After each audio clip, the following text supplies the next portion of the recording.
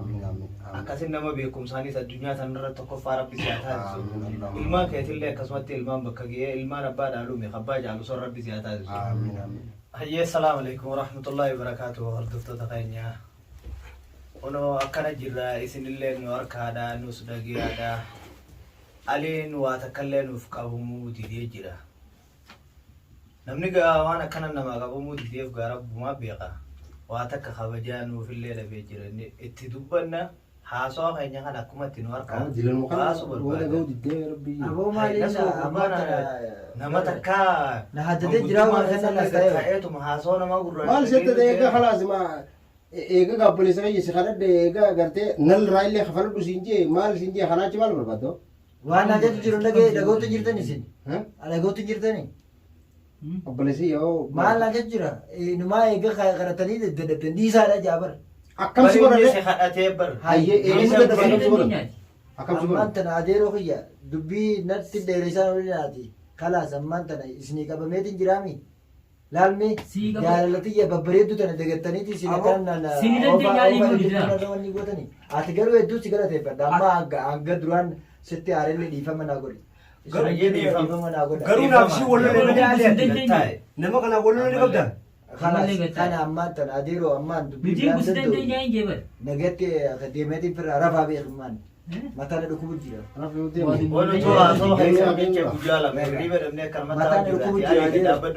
Ada mudi sih kau. Ati mo. Kalau dem. Ati mudi sih. Galatoma.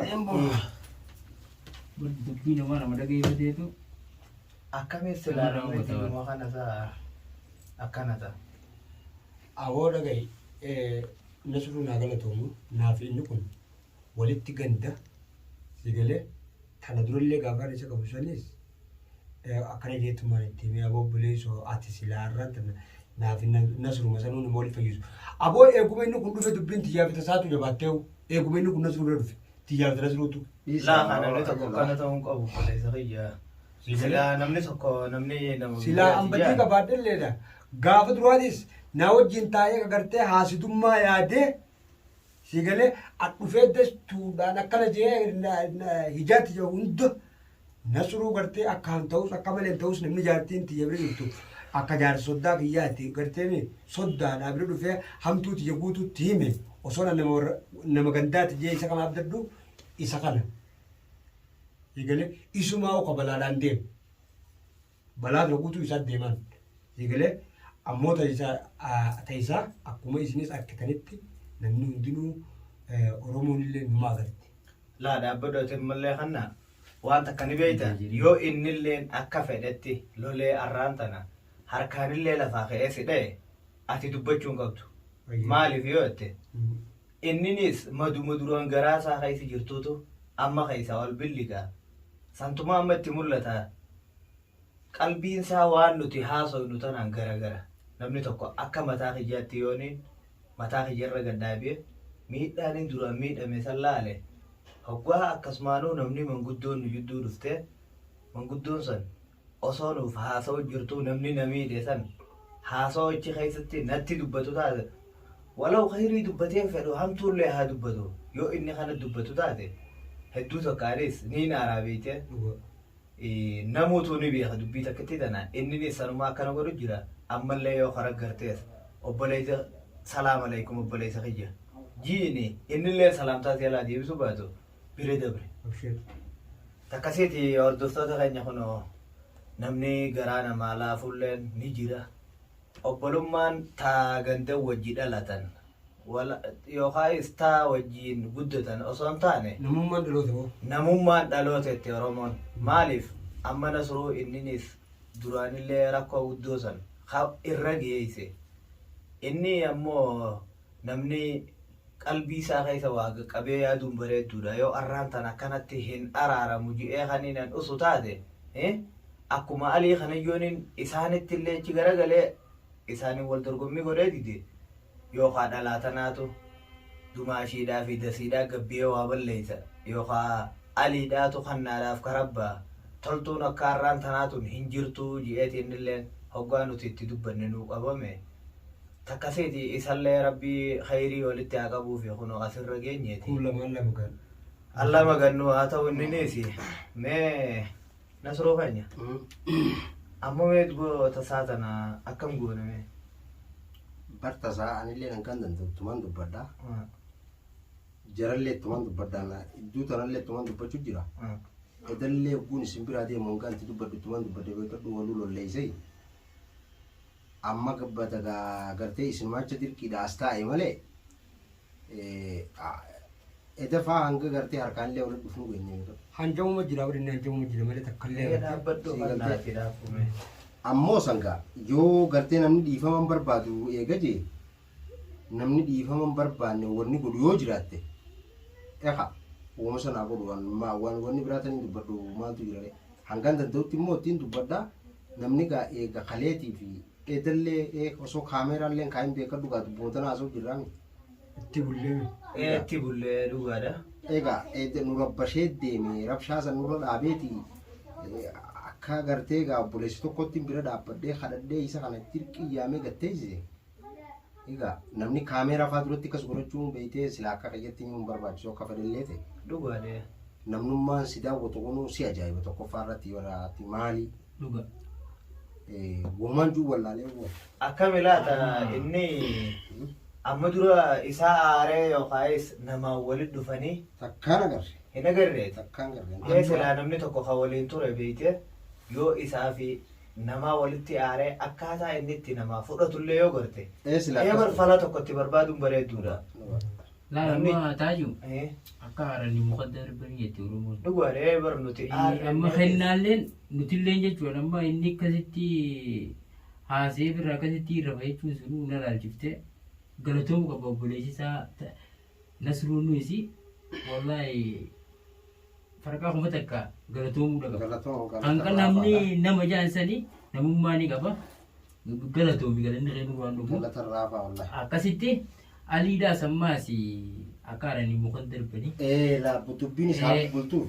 Akka yoo innillee kannaa karatti jechuudha akkuma jiru kanaan taatee haara qabaatee si dubbatu taate. Sun akkasuma dhugaa. Baqattee karaa namni jirutti dhiyeessuu qabda malee himachuu caala deddeebiftee atiis dubbiftee akkana akkana itti gorsita anillee akka mataa fayyaatti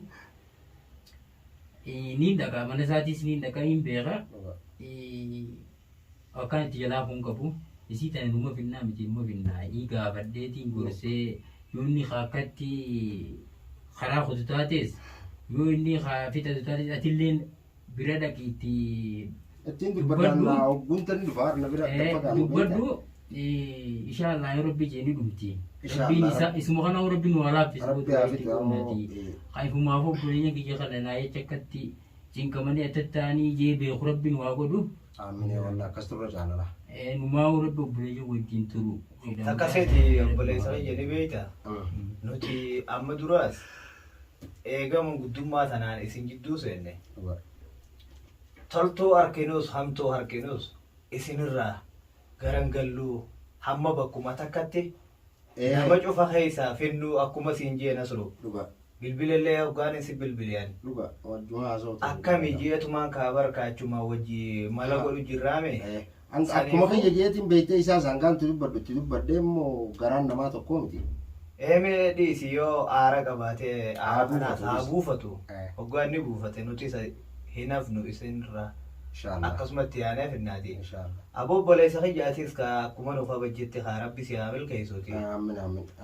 Akkasitti boo yaada muraada keetis rabbi si haa guutu boo milkii addunyaa rabbi wal bira si haa qabu.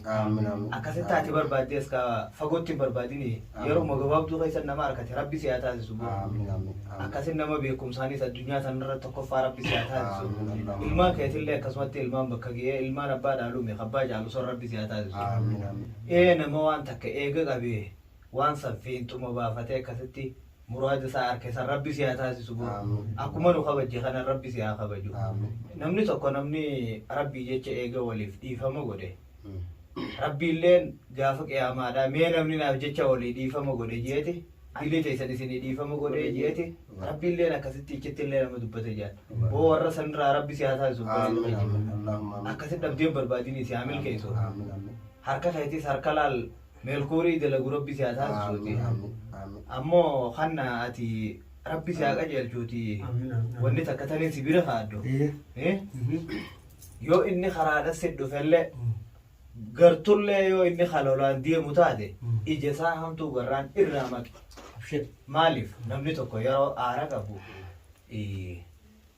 waan takka ichi keessatti inninis yoo ka'ee dhufee harkaan wal geessan taate booda rakkoodha oromoon maal jette akka aaraniin mukan darbanii booda waan bubeeffatan dhabanii yookaan waan shiddatan dhabanii takkasiiti atis qalbii ta'e nama guddaa irra deebi ijoollee irra deebitee ammaas isaanis hin qixxaatin takkasiiti boo hordoftoota keenya arraan tanaasirraan geenyeeti inshaallah ammallee numa finnaa isinis du'aayi nutti godhaadhaati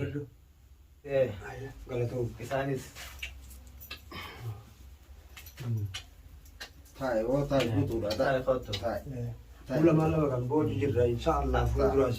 arraan tana bara inni silaa nama mataadhaa fi miila si dhungatee nasru akkasitti si yala bu'ee dhiisi wallahi fayyabanii dhiisi takka rakkoo ga'uure amma nu qulqullooyte gaa ulfoo fayyaa ga'uuraa takka wallahi ayyee alhamdulillah rabbii sinaa kabaju aamin aamin takkanaati kun hordoftoota keenya alhamdulillah arraan tana kannaadhaa fi nasruu jidduudhaa finnee jirra kun olaa gammachuu alhamdulillah arra kana waliin mammaramanii wal dhungachu jiranii ta'aliidhaatis akkasumatti hafuudhaan deemtu mallee itti yaaneetuma inninis eedana firraa rafee algaddaas akkanumatti eeganu bira ture nu biraa ka'ee kute hirrafne inninis tanuma cufaatu aara garaasaa gubu jira haafirraa rafu akkasitti isaas haasoo keenyatti deebineetuma jidduudhaa finna achumaan dasiidhallee mee akka ajaa'iba du'aayi nutti godhaa hordoftoota keenya namoota bakka jirtanii hedduu takka nu yaachifte duraanii isinilleen hedduu takka isin yaachifte garuu ammoo arraan tana alhamdulillahi dubbiin san duraan eega haatee guddattees amma nasroodhaa duraan akka meelan miidhame eegartanii ni beeytan namootu arra nasroodhaa fi hannaa jidduudhaa finnee jirra boo alhamdulillahi kunoo gammachuun teenyaa fi teessanis walumaan nu takkaati